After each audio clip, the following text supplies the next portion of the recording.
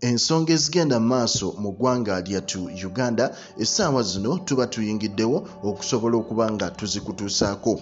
Gwe yena gy'osinziira okuba nga weekuumidde ku mukutu ogwa Prejan Media, tugamba bugambi ekyo ky'okola mwattu okola ky'amaanyi era ne tukwebaza gwe ali mu nsi yonna gy'osinziira: Dubai, Qatar, Oman, Jordan, Saudi Arabia, Bahrain, Africa, yonna gwe gy'osinziira n'abali mu Europe tubagamba kyemukola ky'amaanyi. Yes, olunaku olwaleero omukyala amanyiddwa nga Shamim Malende kyaddaaki avuddeyo n'abanga ayogera ensonga entuufu. Lwaki abakulu bano bamusazeeko olunaku olw'eggulo, oba abatemu bano ababadde abasatu lwaki bamusazeeko olunaku olw'eggulo?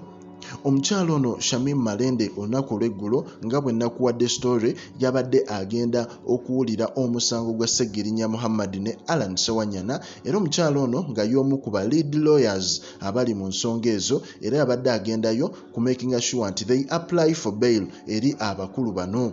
Naye ate omukyala ono ng'agenda mu kkubo abasajja basatu abatamanyikiddwa gye bavudde, abamanyiddwa nga ba assassins, bavuddeyo nga bakambwe bazibu, kwe kusalawo ne balumba emmotoka ye ne batandika ogikuba.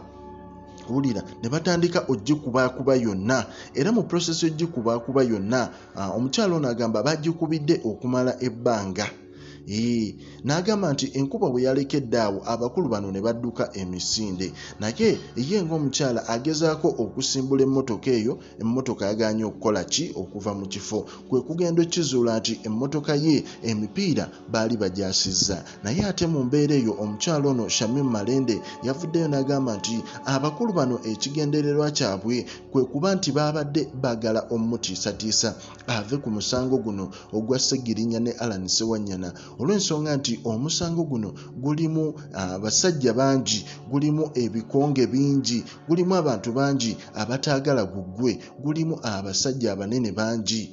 Omukyala ono n'agamba nti babadde bagezaako omutiisatiisa, omulaga nti essaawa yonna obulamu bwe buli mu matigga waba teyesonyiye musango ogwo.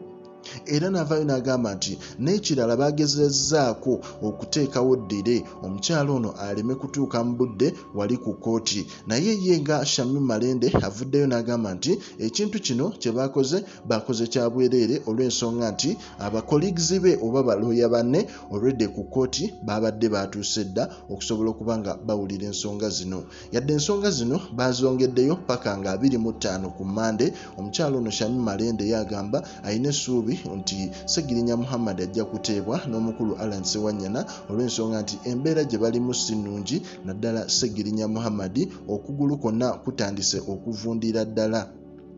Naye ng'ate abakulu abafuga ekkomera bo baavaayo ne bagamba nti tukimanyi bulungi Ssegirinya mulwadde ne tugezaako okumujjanjaba, naye ate tetunnafuna ripooti yonna nti Ssegirinya ono bamutokyaringa.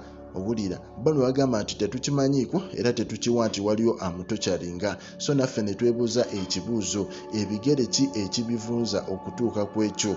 Naye nga ku Prejan Media kwe yonna gy'osinziira okuba nga ku mukutu kw'oli, tugamba subscribinga onyige n'akade, updates zonna ozifune bulungi nnyo.